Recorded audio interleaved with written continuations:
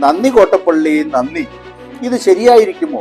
ഇവർ ഞങ്ങളെ രക്ഷിക്കാൻ വേണ്ടി വരുന്നവരാണോ എന്ന തോന്നൽ ഉണ്ടായ ചില ആളുകളിൽ പോലും വലിയ തോതിൽ വഞ്ചിക്കപ്പെട്ട അവസ്ഥയിലേക്കാണ് അവരെത്തിച്ചേർന്നിരിക്കുന്നത്. താങ്കൾ പാസാക്കിയ പുതിയ നിയമ ഭേദഗതിയിൽ ഏത് ക്ലോസ് ആണുള്ളത്, ഏത് വകുപ്പാണുള്ളത് ഈ മുനപ്പം വിഷയത്തെ പരിഹരിക്കുന്നതിന് വേണ്ടി എന്ന് ചോദിച്ചപ്പോൾ അദ്ദേഹത്തിന് ഉത്തരം മുട്ടിപ്പോയി.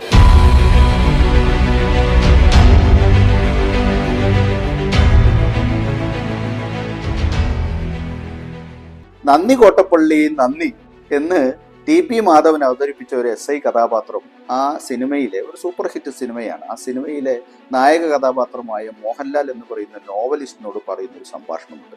എനിക്ക് മുനമ്പം വിഷയത്തിൽ റിജിജു, കേന്ദ്ര ന്യൂനപക്ഷകാര്യ മന്ത്രി റിജിജു നടത്തിയൊരു പത്രസമ്മേളനത്തിന് ശേഷം എനിക്ക് പറയാനുള്ളത് അതേ സംഭാഷണം തന്നെയാണ്. ഇന്ന് ഏറ്റവും രസകരമായിട്ട് നടന്നൊരു കാര്യം